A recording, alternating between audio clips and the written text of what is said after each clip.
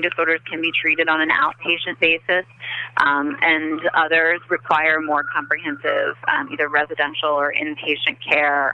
So it's important to really, address all of these different aspects, the co-occurring conditions as well as the other aspects of treatment related to nutrition, related to whatever medical consequences or medical complications might be resulting from the eating disorder, as well as a plan for recovery and a plan for transitioning into, more of the day-to-day practical pieces. Is it useful, or does it make any difference one way or the other to think about what comes first, the eating disorder or the depression, or is that something that it's not really worth time spending on that kind of distinction? Is that important at all? Well, I think when you're in treatment, you're going to be talking about, you'll be talking about how the eating disorder symptoms and the eating disorder thinking relate to that, and relate, and how the behavior is used, as I mentioned before, as a coping mechanism in a lot of ways, and how to actually learn healthier coping skills to deal with these underlying issues. So it is, it's talking about both in the treatment process, and really getting to a place where you can use healthier ways of dealing with whatever the underlying issues might be.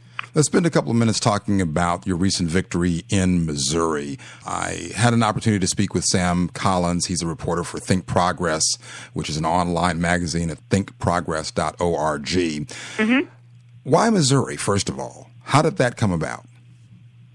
Well, we have advocates on the ground in Missouri who have been working on this legislation for nearly a decade. So there are some strong voices in Missouri who have led this, and have been incredibly persistent in sharing their personal stories and why this really matters. And we believe this is really groundbreaking legislation. We're thrilled to have seen this signed into law, and we hope that it sets the stage for similar legislation in other states. Give us a thumbnail of what the legislation does.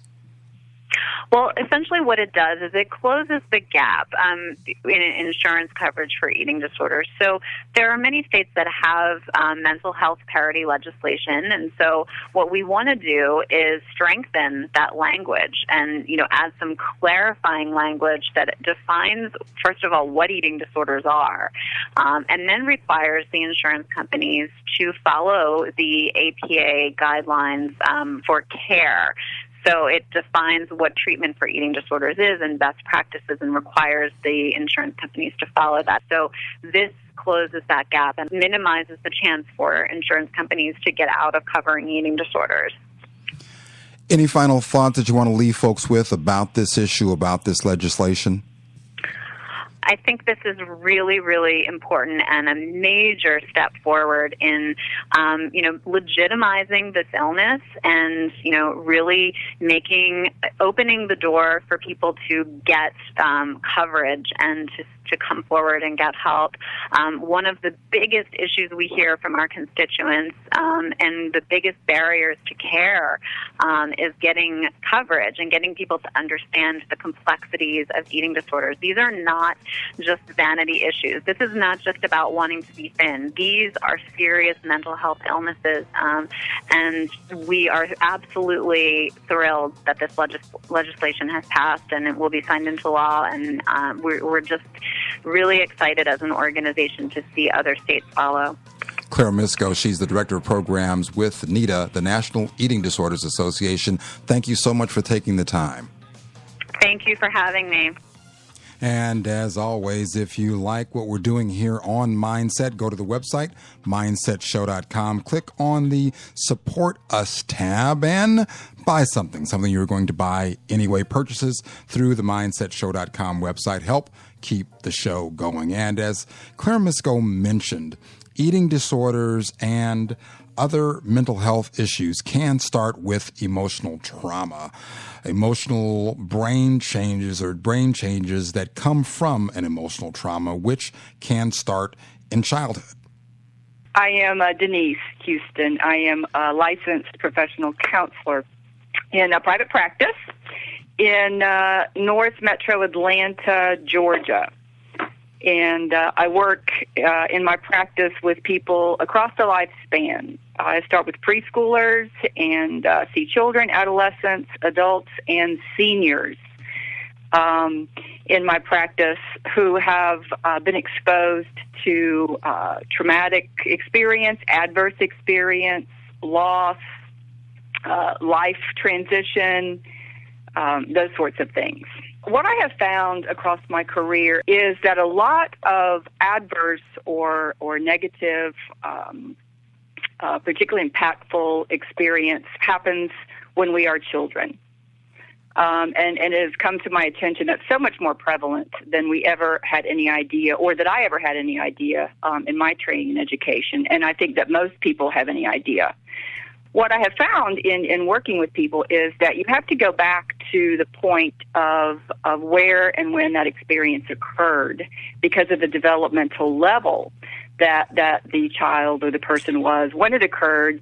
Is how it was stored. It was how it was experienced. It was how the memory was actually encoded. And so if you were hurt at 6 and you're sitting in my office and you're 56, we really have to go back and look at life as a 6-year-old interprets and experiences it for that particular impact to be healed. More from Denise Houston next week. Healing trauma will be the topic, and we're going to be on the road. Mindset goes on our first road trip to San Francisco for the NAMI, the National Alliance on Mental Illness National Conference. I hope I see you there. I personally plan to hang out a lot in the newly minted Mental Health Channel lounge. They're going to have a lounge there. Rumor has it they're going to have goodies, and I hope that there will be chocolate. Until next week, for Mindset, mental health news and information, I'm your host, James Curtis.